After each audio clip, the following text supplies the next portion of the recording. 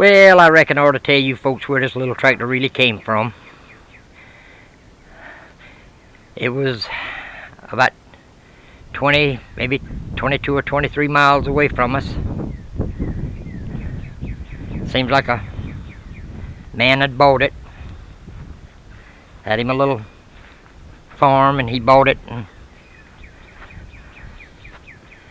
as you know, in life things happen. And it became his son's property.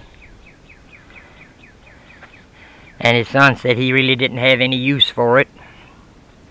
And his mama was sick, and he needed to go ahead and liquidate the little tractor. So my son found out about it and found out the price he wanted for it, and it was far above reasonable, exceedingly reasonable, for a tractor with only 250 hours on it. So my son went down and talked with him and made arrangements to procure the little tractor. So he went down and picked it up Friday and brought it home, and it had a few quirks with it.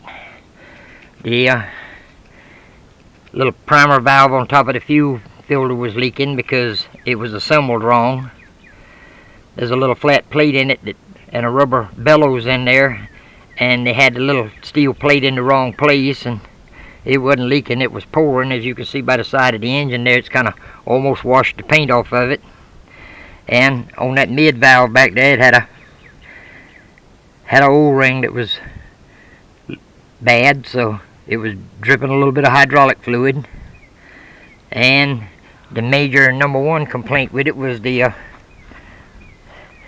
left-hand door glass was knocked out of it. So I went to the John Deere place Saturday morning and about $480, and brought back a new door glass. So we put that in it, but like I say, the little tractor's shucks, it still got the new smell in it. The radio aerials broke off, so the antenna, so we got to replace that, but they make two different models for it, and we're kind of undecided on which one it takes. But we're very pleased with the little tractor so far. We think that it'll keep us from having to run one of these big tractors when we're tedding and raking hay. We can run one of these little ones, run the little one, and it'll be a lot easier on fuel. And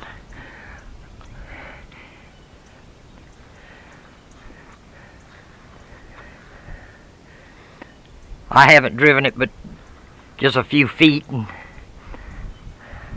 I'm kind of leery about these new model tractors because there's so many idiosyncrasies on them that if you don't do it right, you will mess something up. I'm kind of scared. I don't want to mess nothing up because I'm old school. Sort of like soybean farmer. You can treat an old 40-20 any way you want to, and it'll keep right on chug-a-lugging. These newfangled rascals here, right here, you do something wrong and it can cost you a lot of money in a hurry. So until I get a little bit more familiar with it, I'm going to keep my backside out the seat. But I've looked on Tractor House and I can't find anything comparable for the amount of money that we paid for this tractor. So my son has a good habit of being in the right place at the right time. Well, I think I'll tell you folks a little joke. This blonde woman got on an airplane and sat down in first class.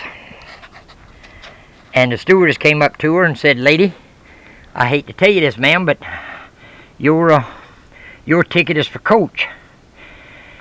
She looked at the stewardess and said, "I'm blonde, I'm beautiful, and I'm going to New York first class."